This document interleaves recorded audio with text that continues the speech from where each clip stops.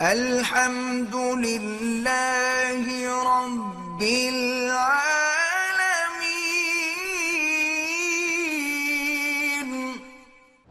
اگر ایک آدمی اپنی بیوی سے رات کو ملتا ہے، دوبارہ ملنا چاہے، غسل افضل ہے، لیکن نہ کرے تو کوئی حرج نہیں۔